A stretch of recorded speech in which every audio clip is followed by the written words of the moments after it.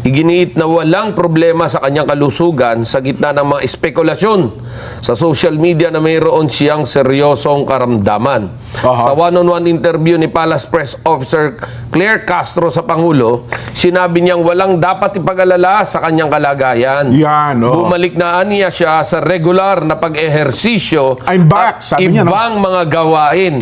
Ano yung ibang mga gawain? Yan yung pagpunta ng mga events. Yan. Opo, ho. Matatanda ang noong Enero na diagnose ang Pangulo ng diverticulitis Yan. o impeksyon at pamamaga sa bahagi ng bituka, ngunit hindi naman ito nakamamatay. Yun naman pala. Yun. Pwede ba natin ipakita yung interview ni Auntie Claire No? sa Pangulo?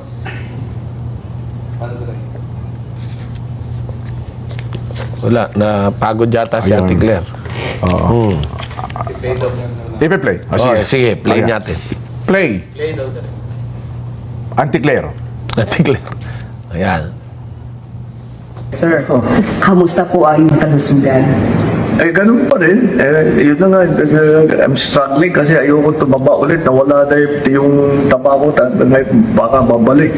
So that's what I'm taking care of. But I want to magpapasalamat naman ako sa mga nag-aalala sa akin.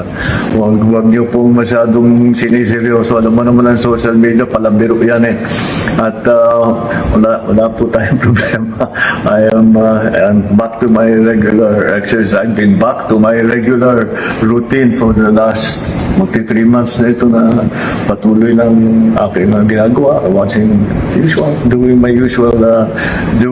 watching my health, making sure that I'm always ready to do the work. So, yung diet nyo, sir? Wala na. Regular na, okay na po? Wala na ang bawal. Matagal nang wala na. More than 1 month na akong walang bawal.